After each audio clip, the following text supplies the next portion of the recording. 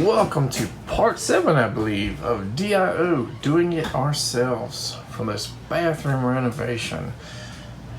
We left off almost an hour-long video getting those parts from the hardware store, some adhesive, another polybutylene to PEX adapter, and a couple other things. That video was extra long because we kept running into problems and I kind of wanted to end it on a more positive note. Did we? Probably not. But I knew that I did not feel like working last night after running around so much that I just compiled the video with what I had. And we had to lower the video quality to like 540p versus the 720p we filmed it in, because the little Mac we have has a very small like hard drive, and we don't have an external hard drive hooked to it or flash drive or anything, so we just edited it as is and uploaded it as is. So we're going to mark our stud line right here when we go and put the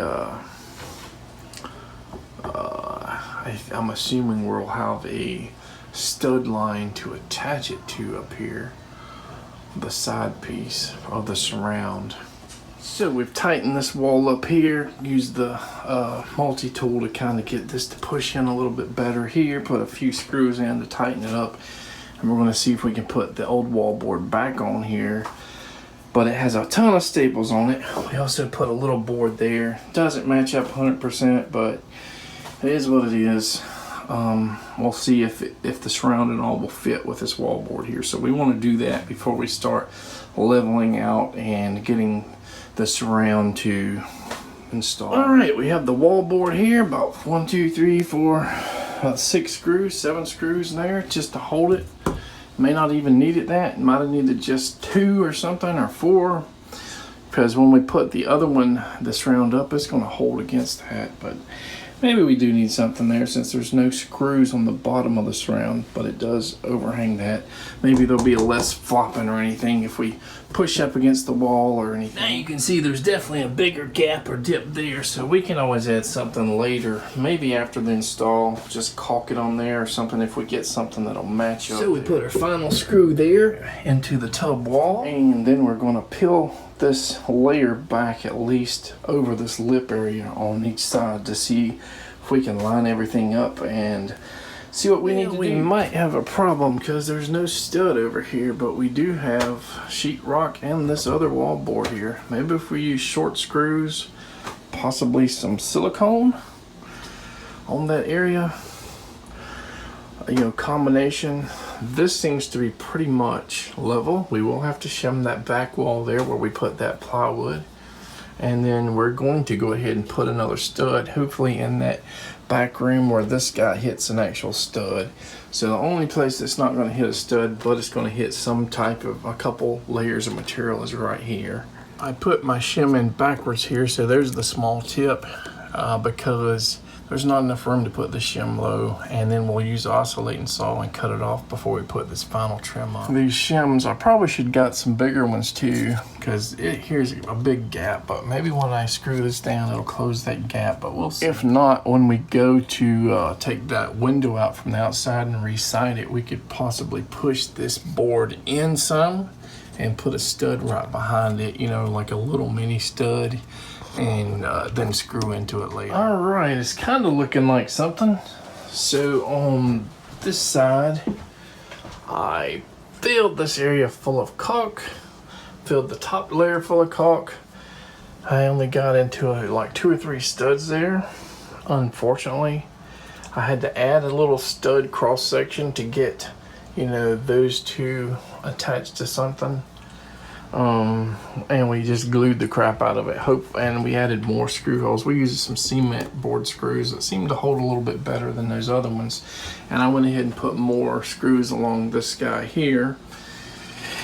And we're just caulk and hopefully that it'll just attach to the board with caulk. If we have problems, I guess we're going to be taking both walls out later and putting a stud behind there and behind here. Or maybe an easier thing to do if these come loose is there is a stud right here. You know, it's just 3 inches away. You know, put a spacer here and a board here, like maybe something with some kind of waterproofing to it, and screw that way, you know, kind of opposite. And then maybe put a piece of molding that kind of makes it match, you know, at an angle there. And that would probably be the better and easier and least expensive, least invasive option. And it can be done the same way here anyway. Your stud is right there where I marked it, so that's the middle section of the stud. That's 2.5 inches or so from there. Actually, the trim right here would probably act as a spacer to pretty much be the same space. So you could put, you know, a 1x3 or something there maybe, and just screw in here, screw in here, screw in here, you know, every 10 inches or so. And that would probably be just fine. In fact, I'm not sure how we're gonna do the top section. We could probably put a spacer somewhere up there and then have it just go over this and take the screws out, re-put them in there just to make it look better. So all the screws are covered and there'll be silicone or something there. And we could go along the edge and just hide all those screws and have screws that will go into a piece of wood, you know, and you can put silicone and paint or whatever over them so that they're recessed in there and look. Mainly what's left to do for the tub itself is to put the handicap bars in, install the faucet and control, and, you know, connect it to the shower. And of course, you know, we need to have a floor over top of the subfloor, so if it gets wet, or when it gets wet, it doesn't rot the floor out. So it is past midnight and I really stopped working around 6:30 p.m. Not really planning to do any more work tonight, just thinking, you know, what I'm going to be doing tomorrow, hopefully. And I hope that the bathroom, tub, surround, and water and faucet, everything like that will be completed, and hopefully we won't have any floods or any problems. But our track record is saying, you know, there's probably going to be some problems along the way. There already has been. You know, we had those 2 floods, we had a leaky drain, and we, you know, even though I didn't see a leak before, we don't have a high pressure test, you know, with 10-20 gallons of water rushing through those pipes to see if there's a slow drip or anything. I've thought about it all day and pretty much all night. Should I just go in here and start drilling and doing, you know, try to finish it up? But I'm not going to, because I get sloppy after, you know, a certain time in the evening. 4 or 5 o'clock I start slowing down. So we really only have, hopefully, one chance. We probably could have done everything and said, phase 2 complete. You know, the title of our last video was phase 2 not complete because all the disasters. I'm definitely considering moving that hole there a little bit to the right, because now this does not line up perfectly where the spout would be in the middle of the new tub. That probably did for the old tub, but you kind of do want it lined up in the middle. Can we even do it with this big exhaust vent, you know, shower vent here? I don't know. Maybe we can move it 1 inch, 2 inches. Well, we got the handicap bar installed. Hopefully it's not going to leak there. But when we pulled this back, we definitely got a little bit bigger crease right there. So we got to keep an eye on it for leaks. If there's a leak, we're going to have to pull this whole wall back off and level it back up to up there and make it fit better. Well, it's almost midnight again. I haven't done a whole lot of work, but I've had a whole lot of frustration trying to get this valve thing, shower valve, bathtub valve, installed correctly. And I cut a 2x3 to mount that valve to, but it looks like this freaking vent here is going to be in the way from mounting a 2x3. We probably need to use something less than a 1x4, I think. And even this piece of plywood here may be a little too thick to mount it on, because it's going to push that vent back even more. But we can make something like this work. We just need a longer piece. I went ahead and crimped this ring crimp to this shower PEX thing, and it's going to meet here with polybutylene adapters. May have to, once that's mounted, take an inch or two off of one of these and put the PEX to polybutylene adapters in here and crimp them up too.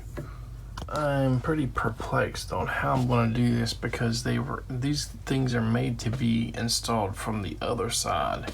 New installation, not leaving the wall boards and all that other stuff there.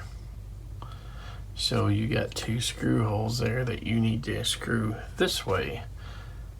That's fine, I guess, but when you do that, you can't really access these extra connectors there. Maybe I should have, instead of running the shut-offs, the valves first, maybe I should have connected those first, so that we'll have long pieces coming down and stuff we could work with, and then attach them and the water supply and stuff.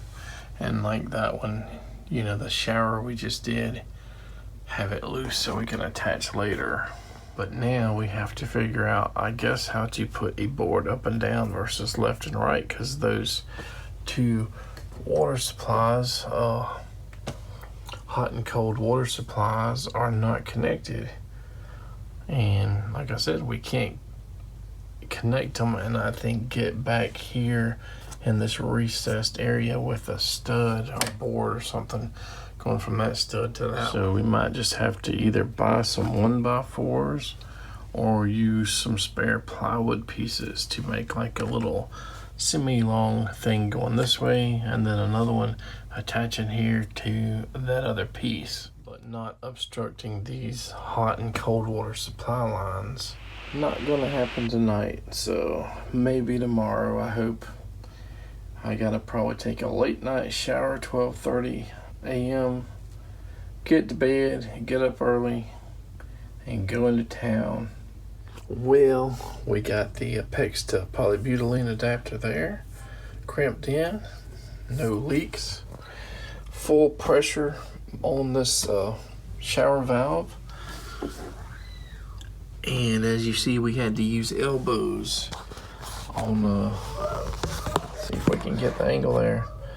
Elbows on this valve, because those angled PEX benders, you know, we probably could have used it on this side, but that side there just wasn't enough room. You needed it to be a very wide open space, and it would be pushing against that board, and it just couldn't technically fit at all. So I'm glad we got elbows and those pieces. So it's kind of funny, because that's probably not holding this 100% flush this direction, but as you see, there's a pipe there. So we got it clamped or screwed in and sort of connected. As you can see, it's moving a little bit on this side, and this other side we're probably going to have to come in here on the lip and on that little 2x3 or whatever that is, and somehow make another connection here to secure it better. Would never recommend anybody installing this from the back wall when you don't have access to an open front wall. You know, normally when you have, okay, let's try again. Always something going on here. So somebody had a bag of lentils and it got opened, and my oldest son brought it in here and said, "Daddy, look what I have," and he was spilling lentils all over the place. So now we gotta vacuum them up. But it's almost imperative that to do it correctly without having to, you know, do a Heinz 57 pile up here, mix and match different boards and trying to angle them to the sides and all, is you need a board just going one direction, you know, that the valve is connected to. But when you have the open face on the front side, you can actually access these PEX or MPT or whatever connectors on your valve. If we had that board, you know, just going across from this stud here to this stud here, we never would have been able to put these PEX connectors on it. So we mounted this little piece of, you know, what is it, 8 or 10 inch piece by maybe 3.5 inch wide piece of scrap plywood to the actual valve there. And we just kind of manipulated it in and out, pulled it to the side this way so that we could get that little PEX hot water line, you know, the crimp tool on it, and did it, and then pushed it back in. And then of course we had access here with elbows to put this here just fine. And the shower, we pre-did the shower one because it's not actually connected until we did our PEX to polybutylene connection here. So we did this. This is the last thing we did before we turned the valves on for the water supply. And this is pretty much what the finished product of the faucet and handle looks like. I do not have this one screwed in, although I have the faceplate screwed in here. I do not have it siliconed yet. And I think I lost the actual, would have been like an Allen key screw, I'm assuming, that goes against that connector there. So it's kind of just hanging loose there until we find that one or get a replacement. And here we go.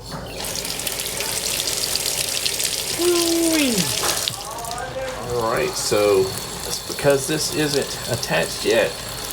When I go and let this shower off, let's see if we get some more pressure. That happens.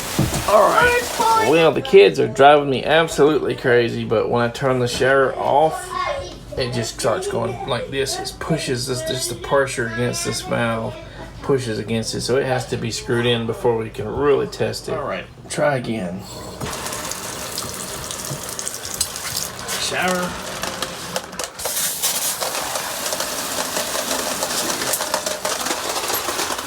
There we go. It's working. And as you can see, it's not pushing it out there, so perfect. Well, if we would have used push to connect, push to fit, SharkBite, whatever, easy connectors on, you know, all of these connections, what have we got here? So we would have one here, 12, 15 bucks, polybutylene to PEX connector, 2 polybutylene, 2 PEX connectors down there. Then like we would have to do like some kind of NPT to PEX to, or some kind of combination, elbow and connector to the valve for the cold water, some kind of combination for the hot water, and something or combination for the actual tub spout. So I got this tool, the crimp tool, 2 boxes of rings on all the elbows, the polybutylene to PEX adapters, and is that it? So we got all of those things for probably around 80 bucks, and it would have probably cost at least 80, if not 150, 160 to use just all push to connect fittings. And this, you know, the tool itself was 50 bucks. And how many more times are we going to use this to save money? Where those fittings are like $250 to $350 a piece at like Lowe's or Home Depot, versus local hardware stores about $1 more a piece. The Pro crimp rings are about $8 for 10 of them, I think. I think you can get like 25 of the black crimp rings there for 10 bucks. I think those shark bite valves are like 20-30 bucks a piece, so we got 2 of them. Instead of getting the shark bite valves, we got the PEX to PEX for, I think they were like 8 or 9 bucks. Can't remember exactly, per valve. So somewhere around that $20 range for both those valves, versus probably 60 or so for the shark bite. All right, it is ugly as sin, these blocks, you know, going here, but we got to attach basically from here to here, and here to here, and it's very hard to move, so very stiff. Even though it's ugly, it should work. Now if I was buying a home, I don't know what the home inspector would say, and I don't know what I would think if I was buying a home and they said, look what's behind this wall here. But hey, if it works. Oh. So I just hope that when I go to take that faceplate out and silicone everything, I can access the screws from behind here once I start putting that faceplate on, because it's a pain to line up. I've heard they are a pain. See that screw there, and then there's a screw. So there's 2, one here and one over there somewhere. And obviously we got boards in the way. We already had this bathroom or tub vent, air vent here in our way. But if we can silicone it, get that in, that'll be one less thing to worry about. If we have no leaks anywhere, a little drip or anything after like 24 hours, we'll probably go ahead and just put the wall up. And look how much easier that tub drain is to access from this wall versus outside, at least part of it. And I did all of this stuff from outside underneath the mobile home. I definitely still have reservations about the drain. You know, when we get 10, 15 gallons of water in and drain it out, is it gonna leak?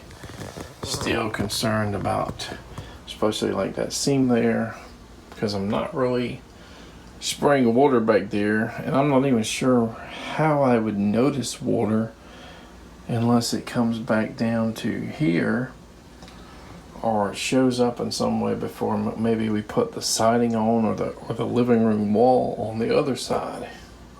So yeah, the last video was phase 2 not complete with so many issues, and we continue to have issues trying to figure out this valve installation, and I had to end up going back to YouTube videos and looking and seeing that black box, some people supposedly keep that black box into the install, but it's more of a guide to show you where it needs to be sort of flush with your wall or whatever, shower wall or whatever you're using, and it has some variances where it can go a little bit further, a little bit backwards.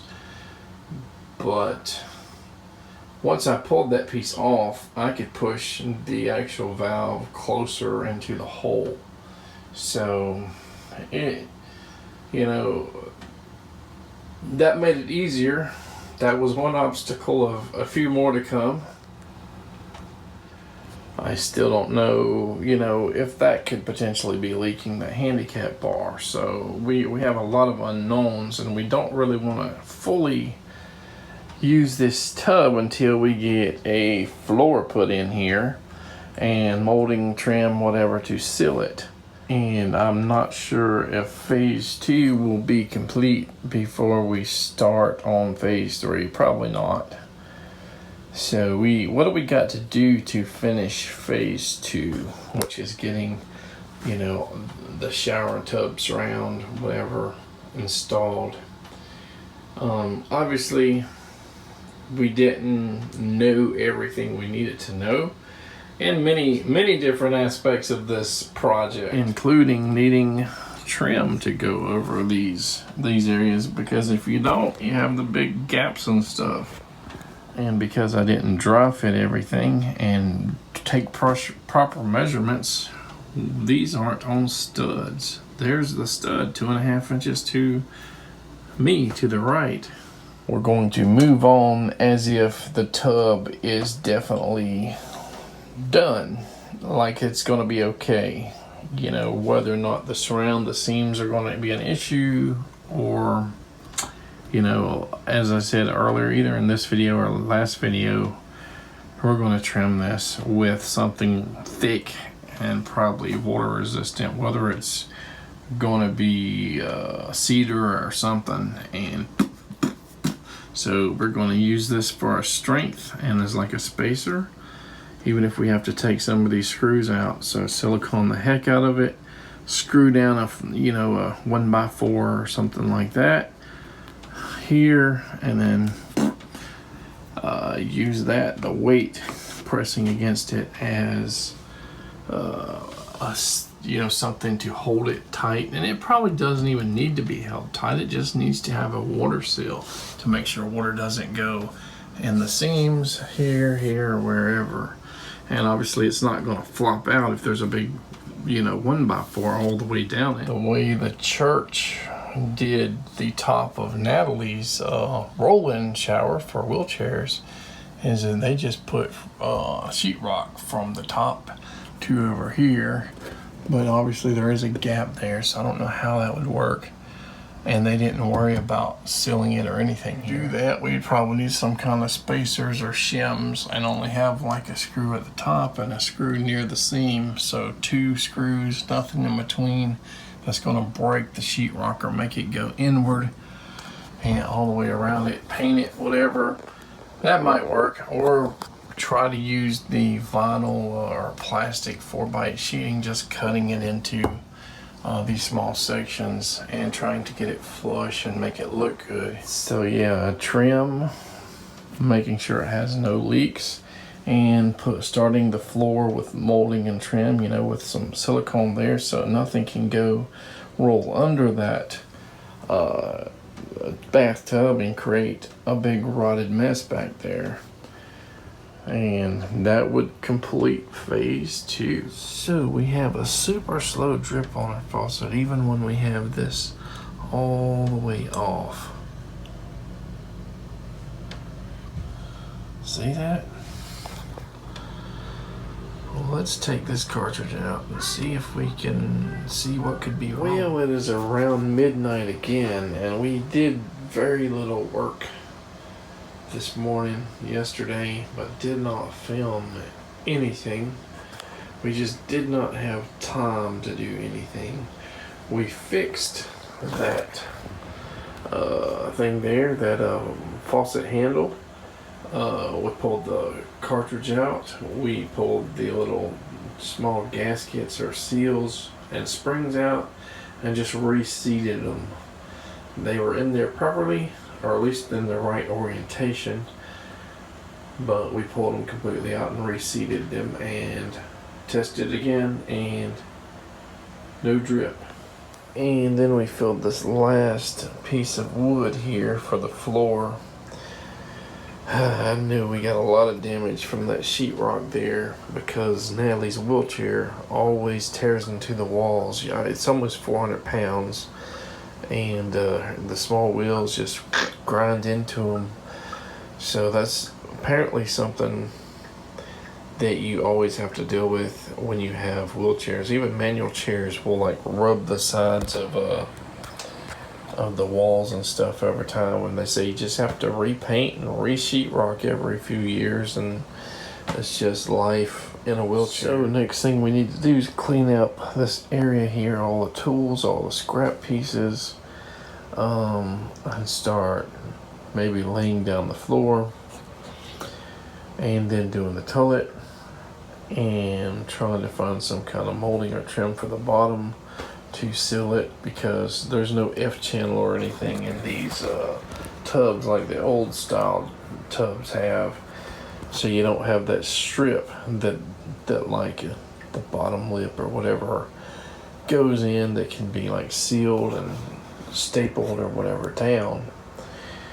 And I see sunlight, you know, in the daytime coming through there. Remember, we didn't close the siding area up, the exterior wall with siding, and we have that cutout where we accessed the bottom legs to level the tub and to silicone, you know, the legs and I'm not quite sure I'm happy with the. It looks like this floor piece that I put in is a little angled down, you know, or not a lot, but I might just have to pull this up, shim it better, try to get a little, like one of those small levels that's, you know, 2-3 inches, and put it on there and see if we can re-screw it in with it being level. I think I mentioned before that I was going to try to build a vanity around the existing sink and try to either fix that faucet for the sink or replace it, but Natalie is talking about just getting a pre-built sink vanity and everything if we can find one. So, you know, until it happens, you know, take everything with a grain of salt. Plans change all the time. It also looked like we had a little tiny leak in here, so we kind of tightened this up several times on this NPT connector here. No water coming off into my fingers yet, but it might, you know, it might take a few extra turns. What I'm kind of worried about is these are these smart crimps, right? And there is a little bit of play there. I don't feel any water here. Don't see any drips on my fingers. But, you know, they say, you know, hands free, but there is a slight bit of wobble there on that ring. We'll have to keep an eye on it for an extra day or so. I was gonna like close this within 24 hours, but we had a little leak, so hopefully we fixed it. Another 24 hours and hopefully we can tell for sure. So it still seemed to be leaking, so I'm going to plumber's tape this guy and hope for the best. All right, so new plumber's tape. We tightened it pretty tight. Hopefully we don't have to tighten it anymore, but we will if we have to. So far, so good, I think. You know, one of the things is I put the tape on and the little NPT to PEX connectors pretty early, and I think I screwed a couple of them off. And I said, okay, the tape still looks good on this one and this one.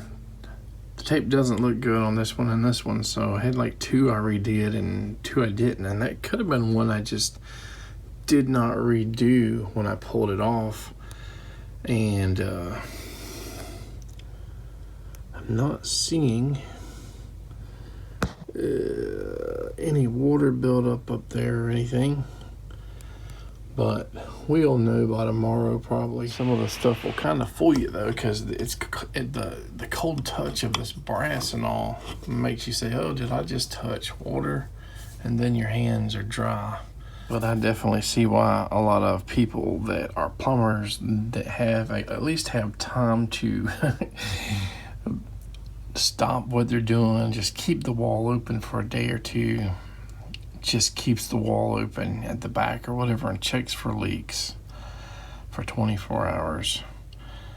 Because I wouldn't have known that leak was there had I just tested it and put the wall back there until I noticed the drywall or the floor or something, you know, getting wet and maybe mold or something growing on the sheetrock. But yeah, give it 24 hours. If you have a leak or slow drip or whatever, fix it, give it another 24 hours, on and on and on if you got time to do the job, because that little leak probably would have caused some major problems in a few months. Well, it's the next morning and it was leaking again when I woke up. I got this paper towel just to dry it off when it's wet, so I know it doesn't get, you know, it's not wet from a previous cleaning, but I had to turn it about 5 or 6 more half turns.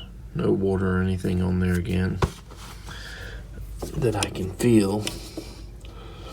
I'll give it a few more hours and we'll see. All right, so we've had it on pretty much all day with those extra screws, and nothing, not even a hint of water coming around those threads or this little PEX connector here. everything looks and feels dry. Alright, I hope this is the last time we have to take this guy off of here and put it back on. We're going to go ahead and silicone this control panel. Alright, this is the back, and I've seen videos where they actually put the silicone right over that foam, and I've seen it where they go right inside of it. Maybe we can do both. And we're using Loctite Power Grab Tub Surround silicone or interior construction adhesive. We're not going to put it around that foam because it does not want to stick to that foam. This stuff is thick. It's kind of like putty. So off camera, I basically doubled the silicone and just put it around. But anyway, you leave a space at the bottom, obviously, so that if any water gets around that seal, it'll come to the bottom, hopefully, and drip down. Alright, I've kind of siliconed around the faucet and also left like a hole on the bottom where I guess anything can drip off. Might need to do a little cleanup there. If it dries and has any holes or anything in it, then I'll apply a second coat. On this back surround wall, there definitely is a little bit of give here. I think, you know, the walls probably weren't 100% perfect with each other, so we had to shim, you know, this back wall, the flanges, in like 3 areas to try to allow the side wall to match up with it. I kind of wish I would have put some liquid nail or something, you know, just squiggled it on there so it would kind of catch and hold versus that tappiness there. I think it's going to be okay either way, but it's just kind of like annoyance. And I went ahead and bought some stuff I think I'm going to use as trim that's sturdy. Again, push it into the studs with, you know, staple screws or something and hold against the flange here. And I think I can take these screws out and try to tighten up that seam, so before we get any heavy use, especially with the shower head, you know, shooting water there, maybe it's best to not even try that until we have that molding in here and this thing pushed over. So it's going to mean taking pretty much all the screws out. I think I did put silicone here, so we might have to pry some of the old silicone out or loose after we take the screws out, or we, you know, it might just push in with half the screws out. I don't know. It's very possible that all of them will have to come out though to get that seam closed, and just re-silicone behind there again and do that trim and that security, you know, securing the wall to that flange with the boards we bought. I think we are ending this part on a good note though. I think things are looking better.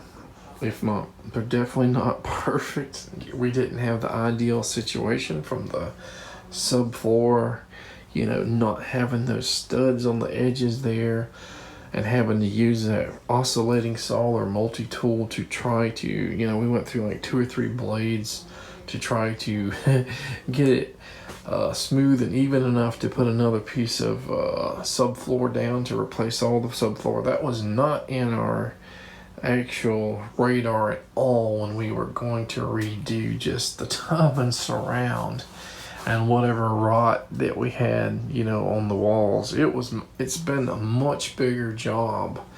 I think we're probably about $1,200 in so far, and it's, you know, paint and all the mold and trim, siding, possible new vanity sink, faucet.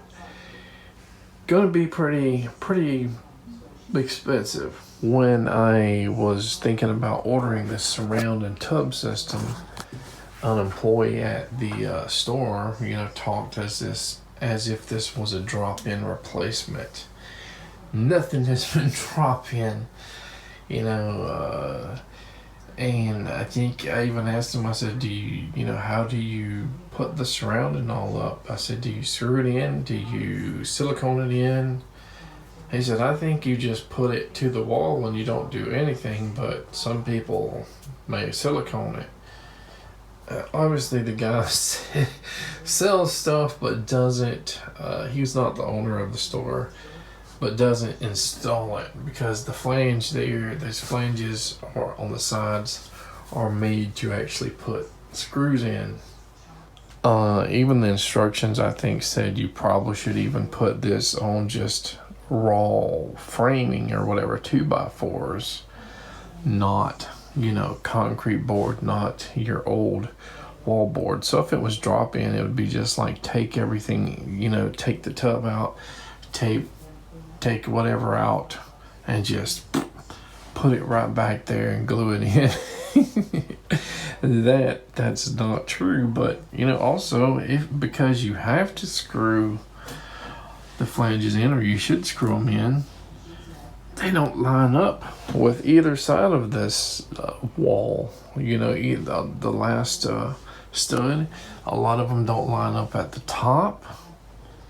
They didn't account for a window being there, obviously. And on this right side with the drain, with the shower head, I only know what's from about here to the wall on the other side, because even though there is a take apart unscrewing wall that has access to the the faucet and the plumbing materials, it stops somewhere around here.